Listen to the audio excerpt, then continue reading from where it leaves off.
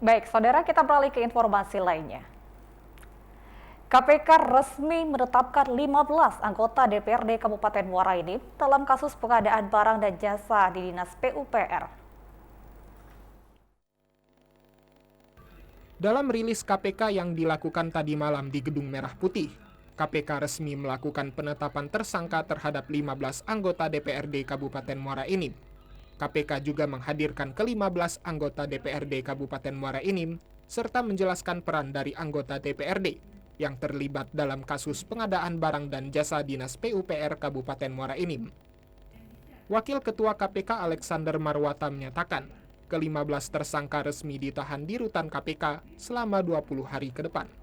Adapun konstruksi perkaranya adalah sebagai berikut. Para tersangka selaku anggota DPRD Kabupaten Muara Enim periode 2014-2019 bertugas melakukan pengawasan atas kinerja Bupati beserta jajarannya khususnya terhadap program-program pemerintah Kabupaten Muara Enim terkait dengan proses pengadaan barang dan jasa di Dinas PUPR Kabupaten Muara Enim tahun 2019.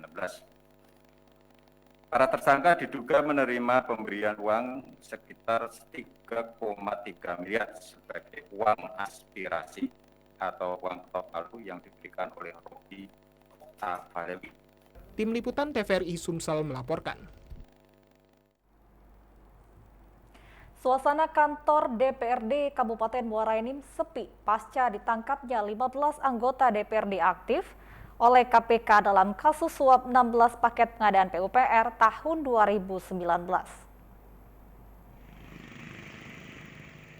Pasca ditangkapnya 15 anggota DPRD Kabupaten Muara Enim aktif dan 10 orang mantan anggota DPRD dalam kasus pengadaan barang dan jasa di Dinas PUPR Kabupaten Muara Enim, serta terkait pengesahan APBD Kabupaten Muara Enim tahun anggaran 2019, kantor DPRD Kabupaten Muara Enim terlihat sepi.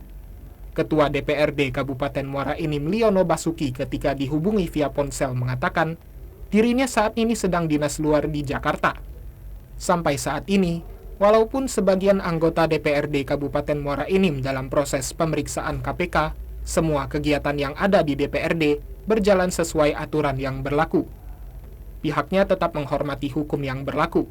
Sementara itu, Ketua DPD Partai P3 Sumsel Agus Sutikno berkomentar, dengan ditangkapnya beberapa anggota DPRD Kabupaten Muara Enim yang masih aktif, terutama yang berasal dari P3, pihaknya akan meminta petunjuk lebih lanjut dari pusat.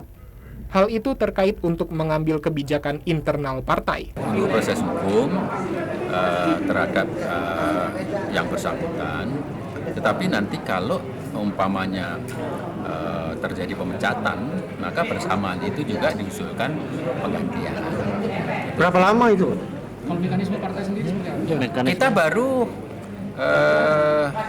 2 hari yang lalu melaporkan Ke DPP, Pak? Ya, sekarang kita menunggu petunjuknya, tapi tentu administrasi itu kan harus dimulai dari bawah, dari Muara Enim, asalnya itu. Rostom TVRI Sumsel melaporkan. Pasca ditetapkan 5 anggota Dewan Aktif dan 10 mantan anggota DPRD Kabupaten Muara Enim oleh Komisi Pemberantasan Korupsi terkait pengembangan kasus fee proyek Dinas PUPR pada APBD tahun 2019 tidak berpengaruh pada kinerja pemerintahan dan kesekretariatan daerah. Pantauan di lapangan pasca ditetapkannya kembali 15 anggota DPRD Kabupaten Muara Enim, baik yang masih aktif maupun mantan dewan. Kondisi gedung DPRD yang berada di kawasan Islamic Center Kabupaten Muara Enim terlihat sepi. Meski demikian, roda pemerintahan dan kinerja kesekretariatan dewan tidak terlalu berpengaruh. Terkait dengan apa yang sudah kita ketahui bersama, bahwa KPK telah mengembangkan hasil dari penyidikan mereka, 15 orang anggota DPRD 2019-2024, itu 5 orang yang sudah ditetapkan sebagai tersangka kemarin, itu sudah ditahan di KPK. Kemudian 2014-2019 anggota DPRD sebanyak 10 orang. Sementara sebelumnya KPK juga sudah menetapkan 10 anggota Dewan Kabupaten Muara Enim yang masih aktif dan saat ini sedang menjalani proses hukum. Dari Kabupaten Muara Enim, Kalbadri TVRI Sumsel melaporkan. Masih terkait dengan membahas terkait dengan kejadian yang terjadi di Kabupaten Muara Enim, di mana Komisi Pemberantasan Korupsi atau KPK resmi menetapkan 15 anggota DPRD Kabupaten Muara Enim dalam kasus pemberian suap proyek pengadaan barang dan jasa. Untuk membahas lebih lanjut, kita akan terhubung bersama dengan dua narasumber kita. Ada pakar kebijakan publik, Bapak Dr. M.H. Tamrin, dan juga pengamat sosial politik, Ibu Ike Suharjo. Baik, selamat sore Pak Tamrin dan juga Ibu Ika. Selamat sore. Baik, saya ingin ke Pak Tamrin terlebih dahulu. Dengan adanya penangkapan dari 15 anggota DPRD, walaupun memang hanya 5 anggota Dewan yang saat ini aktif, Pak Tamrin, apakah ini akan mengganggu pelayanan penyerapan aspirasi masyarakat yang seharusnya dilakukan oleh DPRD? Ya jelas lah gitu ya, artinya DPR-nya udah berkurang, rapat-rapat udah susah quorum gitu ya, pasti pengambilan putusan yang akan yang memerlukan pengambilan putusan oleh DPRD itu akan bermasalah, akan terganggu gitu ya. Baik, sehingga ini nanti memang akan mengganggu rapat seperti itu karena tidak mencapai quorum atau pengambilan aspirasi masyarakat seperti itu, Pak Tamrin. Ya, jadi maksud mengganggu tuh gini, ya kalau soal quorum segala macam itu mungkin sekedar soal teknis ya. Tapi yang mengganggu itu kan yang namanya daerah otonom itu, ya. Daerah otonom itu kan adalah dia harus punya representasi politik, DPRD, dan pejabat kepala daerahnya juga berdasarkan pemilihan pejabat seorang pejabat politik gitu kan. Nah, di Muara Enim persoalannya pejabat kepala daerahnya itu merupakan pejabat administrasi, walaupun pejabat bupati itu kan adalah penunjukan administratif. Baik. Gitu. Kemudian DPRD-nya juga udah kurang, sehingga daerah otonomnya dengan ditangkamnya sekian banyak, separuh kan lebih ya, gitu. Anggota DPRD ini daerah otonom separuh, seperti melihat kopi setengah gelas gitu ya. Dan dengan demikian aspirasi masyarakat juga separuh-separuh yang akan bisa terrealisasi. Gitu. Baik, saya ke Bu Ike. Bu Ike, selamat petang. Bu Ike sendiri melihat bagaimana ini ketika terjadi penangkapan oleh Komisi Pemberantasan Korupsi yang sebelumnya juga sudah ditangkap anggota DPRD-nya dan sekarang juga sudah dilakukan penangkap lagi dan ditetapkan sebagai tersangka semalam. Ya, Nada. Ditetapkannya 15 tersangka ya, setelah sebelumnya 10 tersangka dalam kasus yang sama, ini artinya ada 25 tersangka dan bisa dibilang hampir 50% anggota DPRD Muara Enim terjerat kasus hukum. Jadi kembali lagi seperti yang disampaikan Pak Usmi, agar fungsi DPRD kembali berjalan seperti biasa, normal, pemerintahan juga berjalan seperti biasa, pelayanan publik ataupun administrasi dapat dilakukan gitu kan, makanya harus dilakukan dalam hal ini adalah dua gitu kan.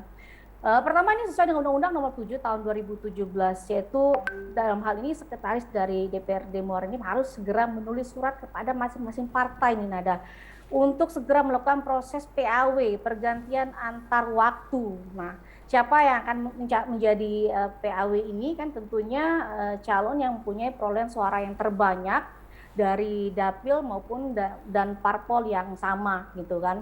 Nah, ini harus segera dilakukan. Nah, untuk proses PAW ini kan biasanya tidak langsung begitu aja, tidak cepat, membutuhkan suatu proses. Nah, agar tidak terjadi kekosongan hukum gitu kan, maka yang harus dilakukan adalah Menteri Dalam Negeri harus mengeluarkan diskresi ini sesuai dengan Undang-Undang Nomor 30 Tahun 2015.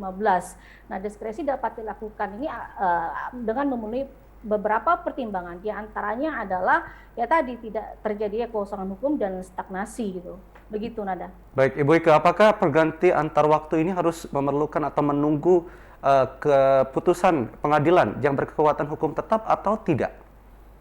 Sudah harus dilakukan agar tidak terjadi kekosongan hukum, karena kan otomatis mereka sudah ditetapkan sebagai tersangka. Baik. Maka ya, otomatis sesuai dengan aturan ya dari anggota dewan yang terjerat ini yang ditetapkan tersangka juga harus mengundurkan diri.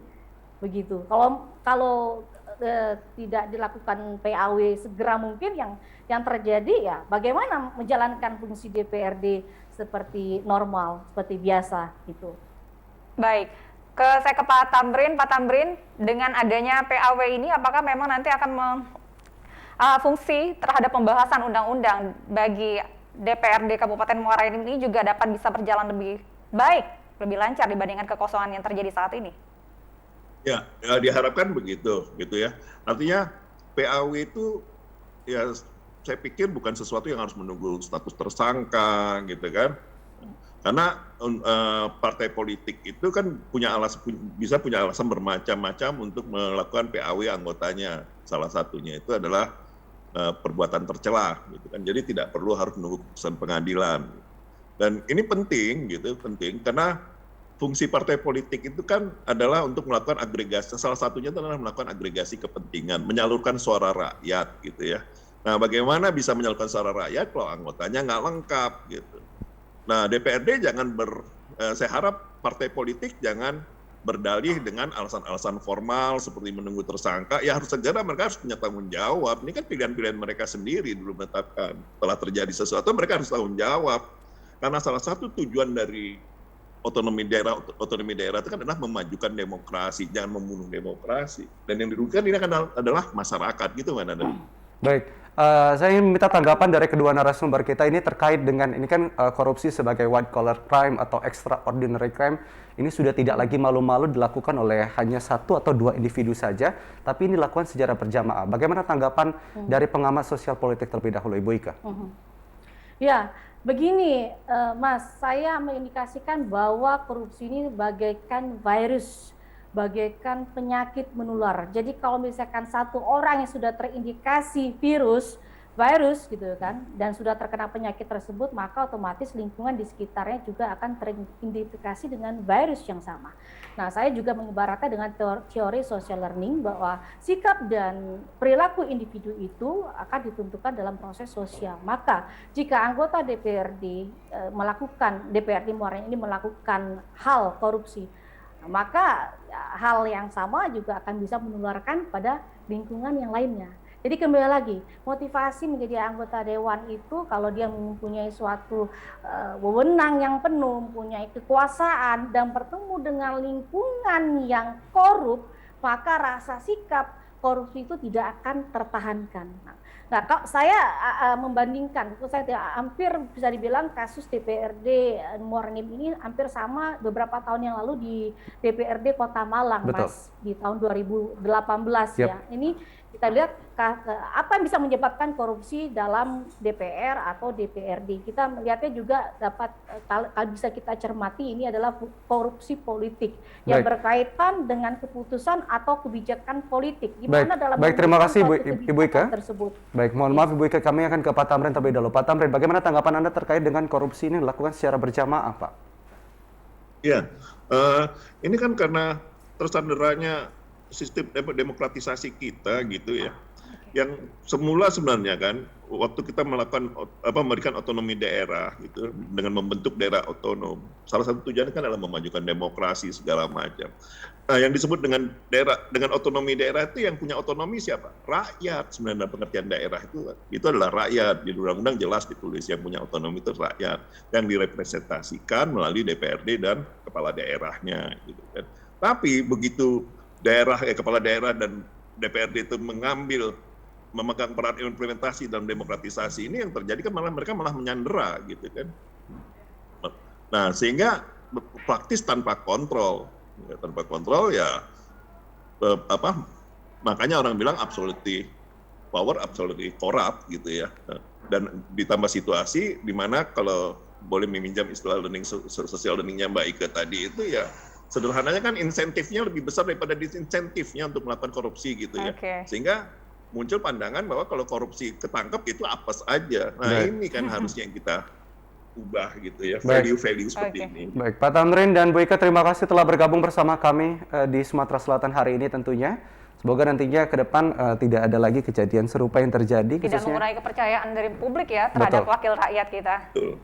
Terima kasih Pak Tamrin dan Bu Ika. Terima kasih, Mbak Nanda. Terima kasih. Baik. Saudara